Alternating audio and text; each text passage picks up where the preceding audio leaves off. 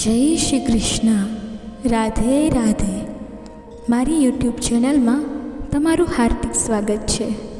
દર્શક મિત્રો, આજે આપણે જેઠ માસના વદ પક્ષની ચતુર્થી એટલે કે સંકટ ચતુર્થીની વ્રત કથા અને પૂજા વિધિ વિશે વાત કરવાના છીએ.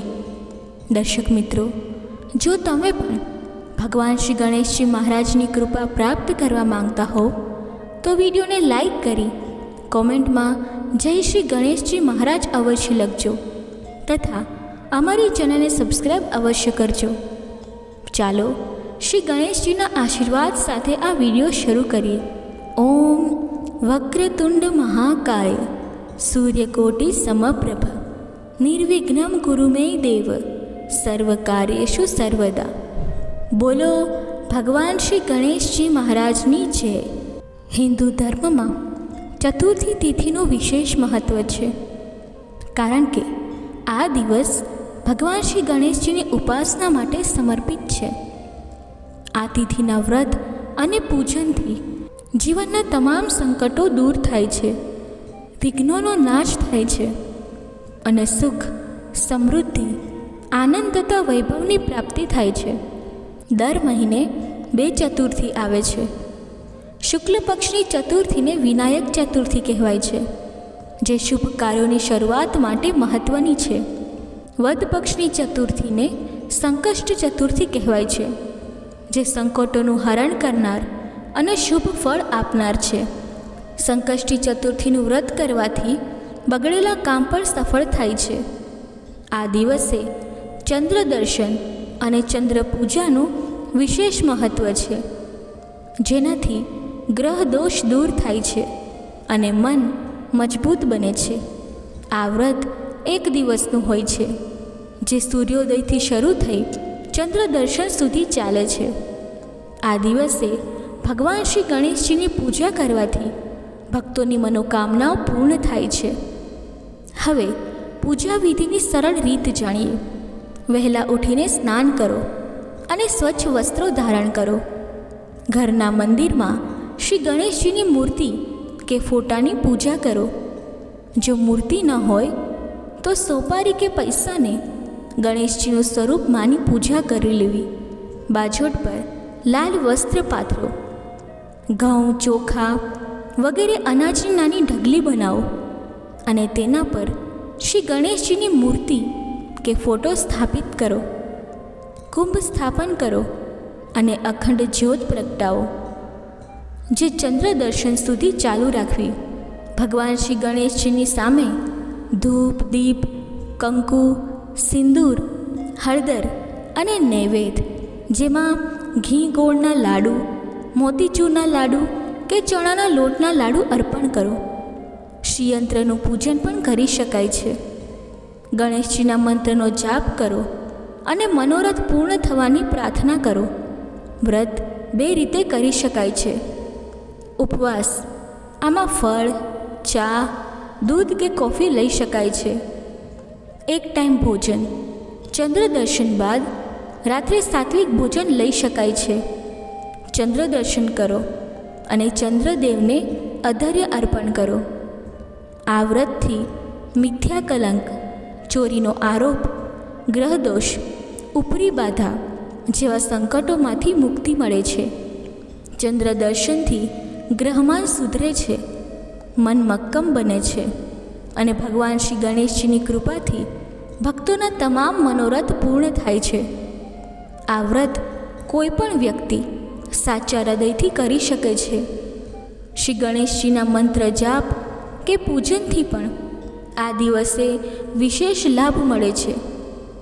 આ રીતે સંકષ્ટ ચતુર્થીનું વ્રત અને પૂજા કરવાથી ભગવાન શ્રી ગણેશજીની કૃપા પ્રાપ્ત થાય છે અને જીવનમાં શાંતિ, સમૃદ્ધિ અને આનંદનો સંચાર થાય છે.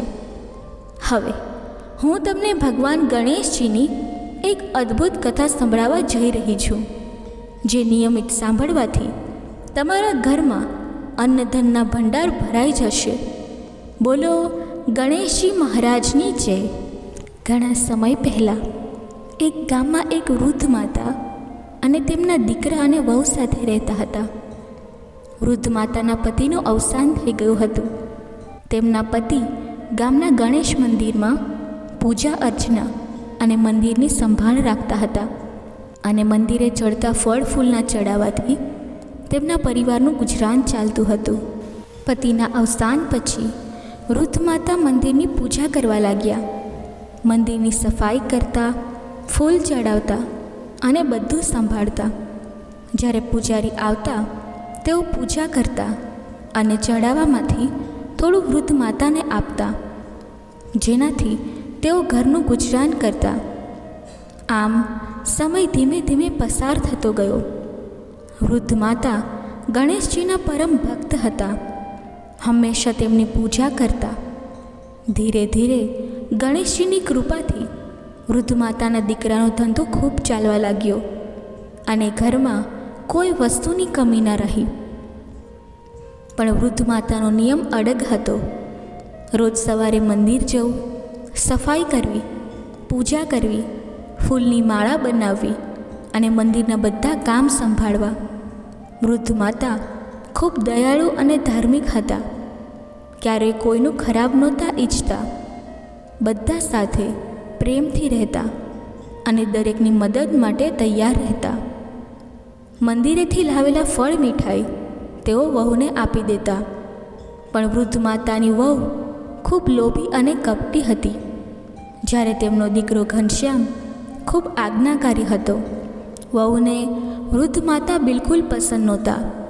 તેનો તો વૃદ્ધ માતાને બે ઢંગનું ભોજન આપવું પણ ભારે લાગતું હતું. તેણે કુંભાર પાસે એક ખાસ હાંડી બનાવડાવી, જેમાં બે શાક એક સાથે બની શકે.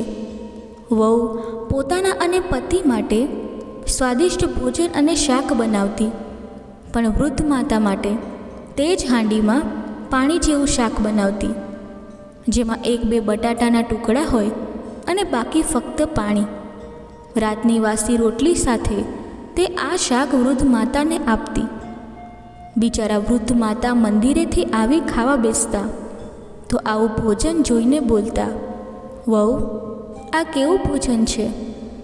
વહુ તરત ઝઘડો કરતી, અમે જે ખાઈએ છીએ તે જ તમને આપીએ છીએ, બીજું ક્યાંથી લાવીએ?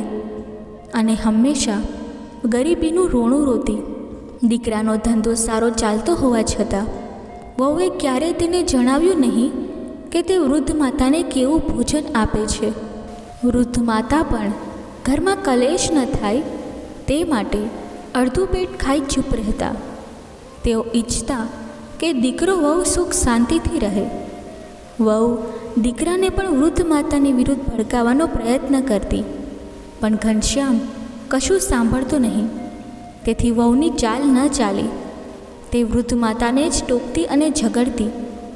ધાર્મિક વૃદ્ધ માતા આખો દિવસ મંદિરમાં વિતાવતા, ફક્ત ખાવા માટે ઘરે આવતા અને તેમને આવું જ ભોજન મળતું, જેનાથી તેઓ ચૂપ રહેતા.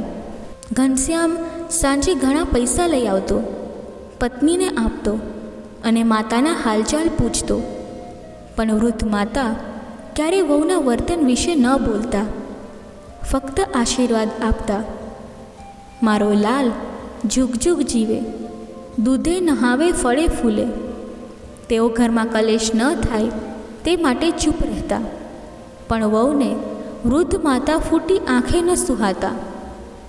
તે ઈચ્છતી કે આ વૃદ્ધ માતાને ઘરમાંથી ક્યારે કાઢી મૂકું, જેથી ઘર પર તેનું રાજ ચાલે. વૃદ્ધ માતાને બે ટંકનું ભોજન આપવું પણ તેને અસહ્ય લાગતું હતું. ધીમે ધીમે વૃદ્ધ માતા નબળા પડતા જતા. પડોશીઓ પૂછતા, માં, તમારી તબિયત સારી નથી? પણ વૃદ્ધ માતા કોઈને કશું ન કહેતા. ક્યારેક ગણેશજી સામે બેસી તેમની આંખોમાં આંસુ આવી જતા, પણ તેઓ દીકરા વહુ માટે જ દુઆ માંગતા. વૈકુંઠમાં બેઠેલા ગણેશજી વિચારવા લાગ્યા, આ મારી ભક્ત કેટલી ભોળી છે અને તેની વહુ કેટલી લોભી કપટી. આને સબક શીખવવો જ પડશે, નહીં તો આ મારી ભક્ત સાથે આવું જ કરતી રહેશે.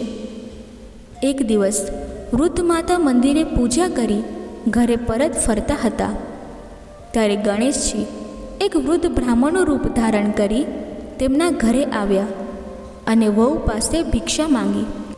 લોભી વહુએ કહ્યું, બાબા, જ્યાંથી આવ્યા ત્યાં જાઓ. આ ઘરમાં શું રાખ્યું છે? અમે તો માંડ માંડ ગુજરાન ચલાવીએ છીએ અને તમે માંગવા આવ્યા? તે બાબાને ભગાડવા લાગી. ત્યાં વૃદ્ધ માતા આવી ગયા અને બોલ્યા, અરે બાબા, તમે સાધુ સંત છો, અમારા દ્વારેથી ખાલી હાથ કેમ જાઓ છો? આ લો, હું મંદિરેથી ફળ મીઠાઈ લાવી છું, આનો ભોગ લગાવો.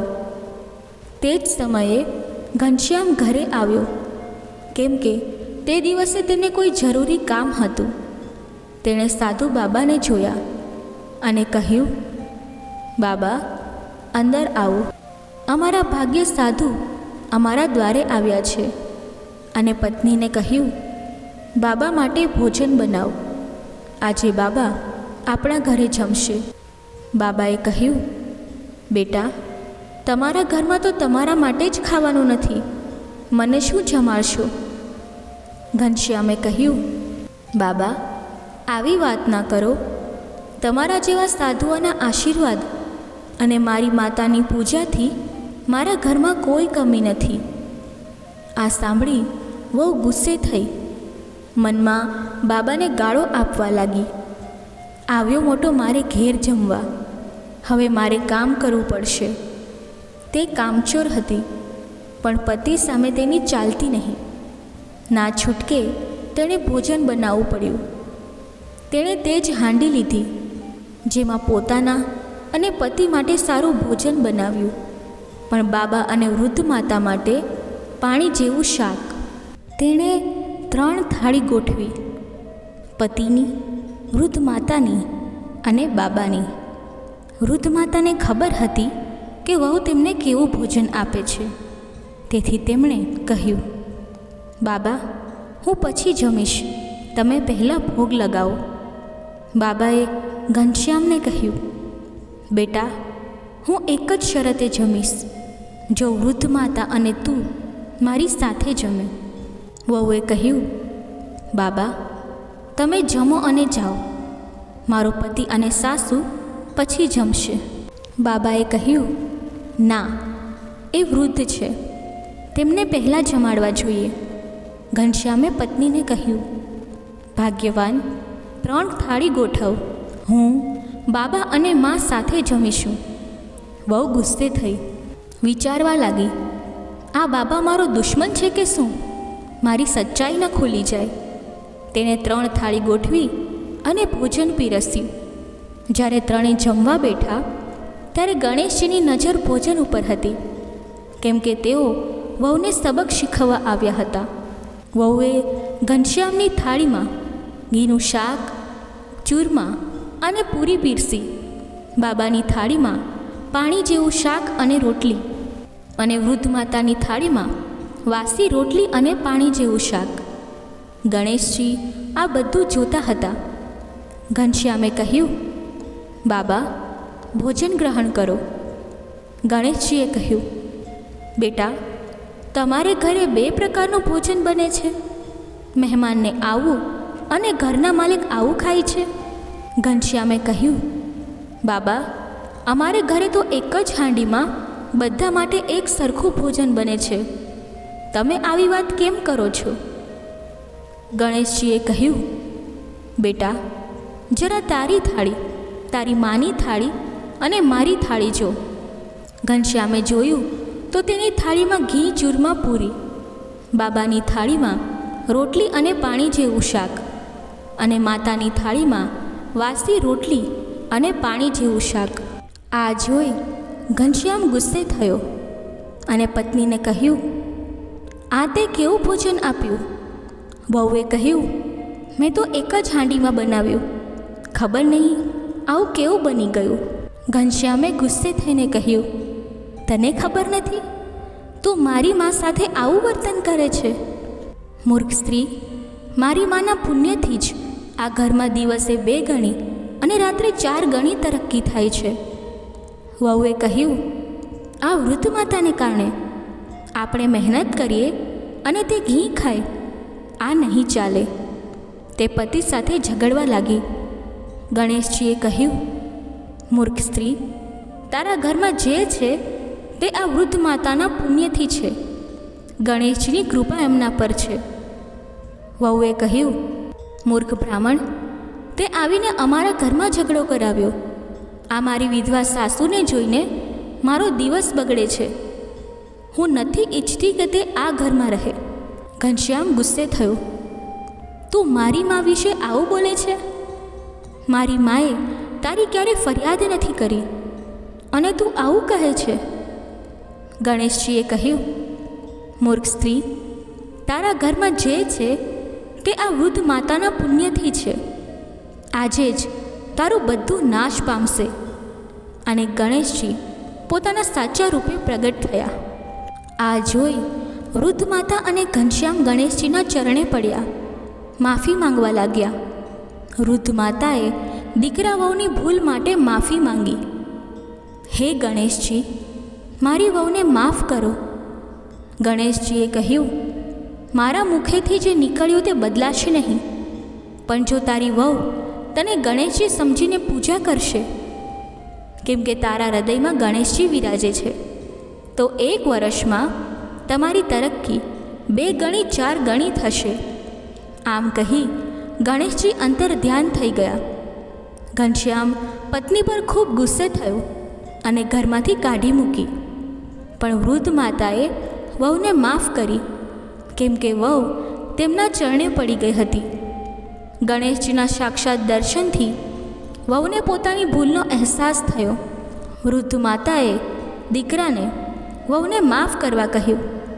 પણ ઘનશ્યામે કહ્યું, ના માં, આણે તારી સાથે આવું કર્યું, હું માફ નહીં કરું. વૃદ્ધ માતાએ સમજાવ્યું અને ગણેશજીની વાતનું પાલન કરવા કહ્યું. તો ઘનશ્યામે વહુને માફ કરી. ગણેશજીની કૃપાથી વહુના ઘરનું અન્નધન નાશ પામ્યું. ઘરમાં ખાવા માટે એક દાણો ન રહ્યો.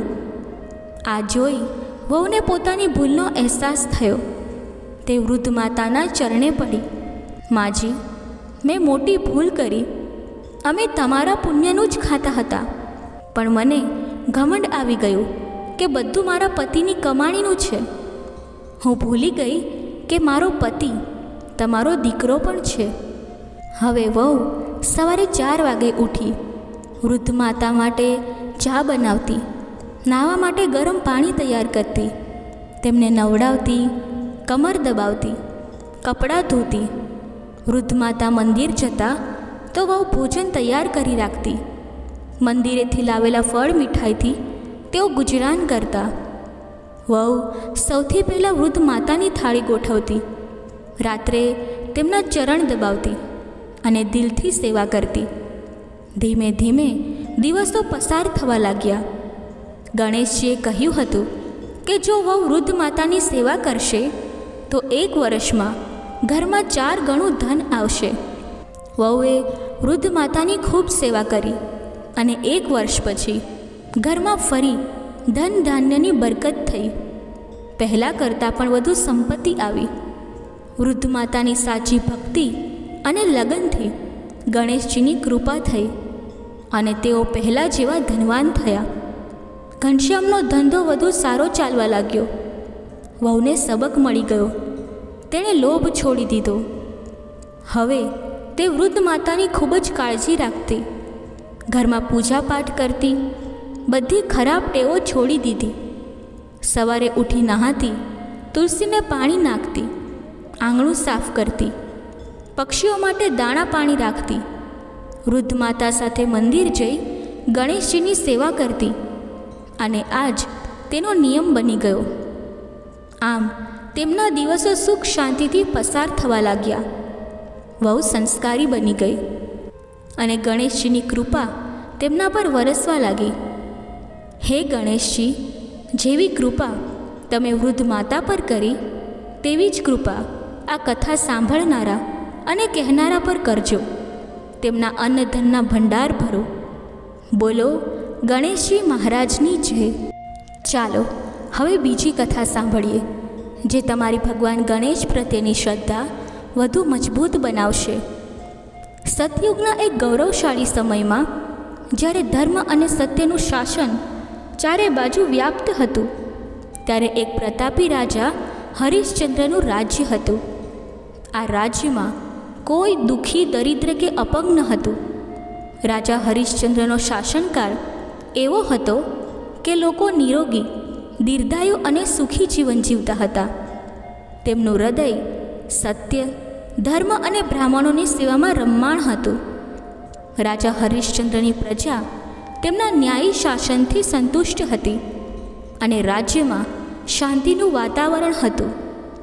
દરેક ઘરમાં સુખ સમૃદ્ધિનો વાસ હતો અને લોકો ભગવાનની ભક્તિમાં લીન રહેતા.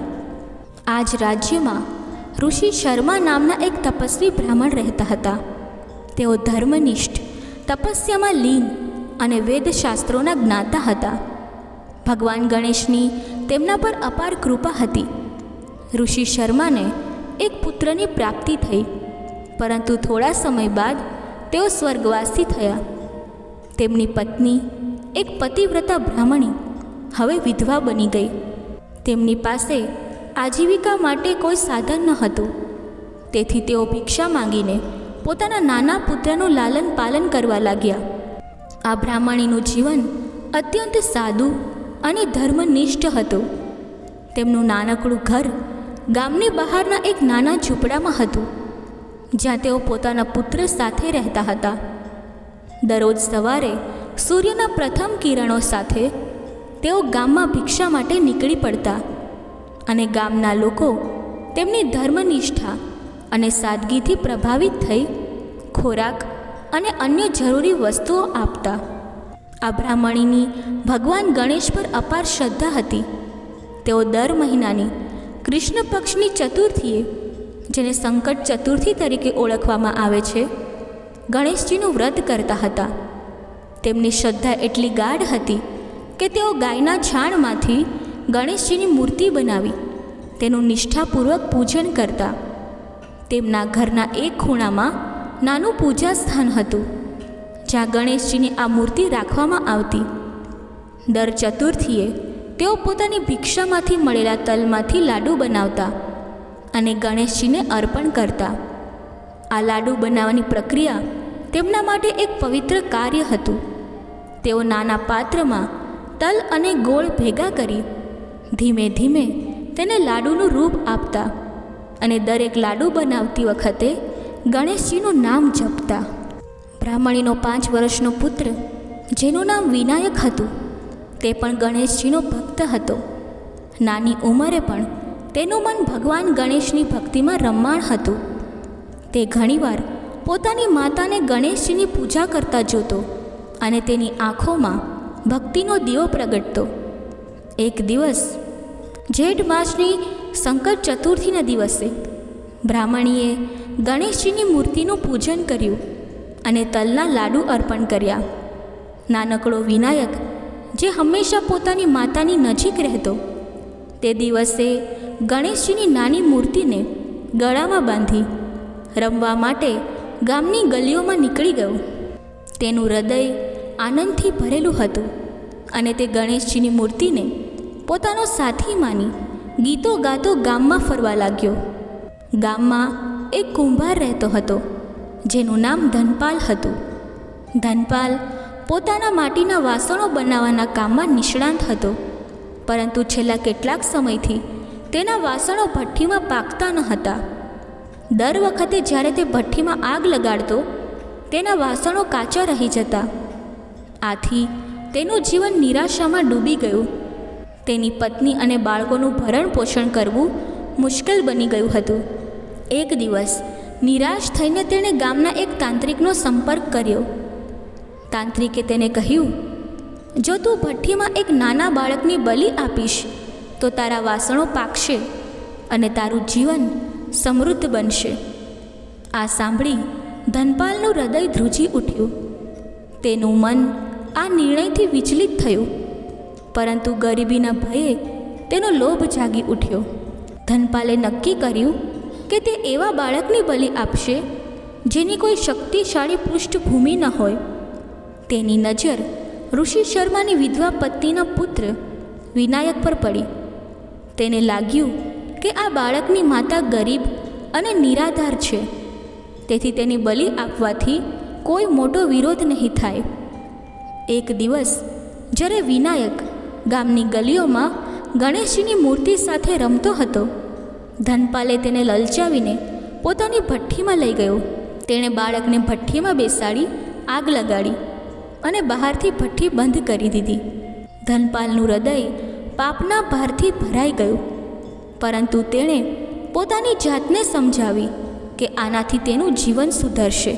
બીજી બાજુ બ્રાહ્મણી જ્યારે ભિક્ષા માંગીને ઘરે પાછી ફરી, ત્યારે તેને વિનાયક ઘરે ન જણાયો. તે ગભરાઈ ગઈ. તેણે ગામની ગલીઓમાં, ઝાડ નીચે, નદીના કિનારે દરેક જગ્યાએ વિનાયકને શોધ્યો, પરંતુ તે ક્યાંય ન મળ્યો. તેનું હૃદય ચિંતાથી ભરાઈ ગયું. આખું ગામ શોધ્યા પછી જ્યારે તેને કોઈ સમાચાર ન મળ્યા, ત્યારે તે ગણેશજીની મૂર્તિ સમક્ષ બેસી ગઈ. તેની આંખોમાંથી આંસુની ધારા વહેવા લાગી અને તે ગણેશજીને પ્રાર્થના કરવા લાગી. હે ગજાનન, હે વિનાયક, હે ચાર ભુજાધારી, હે ચંદ્રમાં શોભિત, તમે આ દીન દુઃખી બ્રાહ્મણીની રક્ષા કરો. મારો એકમાત્ર પુત્ર, મારું જીવન, મારી શ્રદ્ધાનું ફળ, તેને મને પાછો આપો. હે નાથોના નાથ, તમે સંકટ મોચન છો, મારા પુત્રનું રક્ષણ કરો. આખી રાત તે આમ જ વિલાપ કરતી રહી. તેનો અવાજ ગામની શાંત રાતમાં ગૂંજતો હતો અને ચાંદની રાત પણ તેના દુઃખને શાંત ન કરી શકી. સવાર થઈ. ધનપાલ, જે હવે પોતાના કૃત્યથી ભયભીત હતો, ભઠ્ઠી ખોલવા આવ્યો. તેને લાગ્યું કે હવે તેના વાસણો પાકી ગયા હશે અને તેનું જીવન સુધરશે. પરંતુ જ્યારે તેણે ભઠ્ઠી ખોલી, ત્યારે તેની આંખો આશ્ચર્યથી ફાટી ગઈ. ભઠ્ઠીમાં આગની જગ્યાએ જાંગ ભરેલું પાણી હતું અને તેમાં કમળના ફૂલો ખીલેલા હતા. વચ્ચે વિનાયક ગણેશજીની મૂર્તિ ગળામાં પહેરી નિર્ભય રીતે રમતો હતો. તેના ચહેરા પર ના તો આગની બળતરા હતી, ના તો ભૂખ તરસના કોઈ ચિહ્ન. તે એવી રીતે રમતો હતો જાણે ઘરના આંગણામાં રમી રહ્યો હોય. ધનપાલનું હૃદય ભયથી ધ્રુજી ઉઠ્યું. તેને સમજાયું કે આ ગણેશજીનો ચમત્કાર છે. તે દોડતો રાજા હરિશ્ચંદ્રના દરબારમાં પહોંચ્યો અને પોતાનું પાપ કબૂલ્યું. તેણે રાજાને આખી ઘટના કહી. હે મહારાજ, મેં આ બાળકની બલિ આપવાનો પ્રયાસ કર્યો, પરંતુ ગણેશજીની કૃપાથી તે જીવિત છે.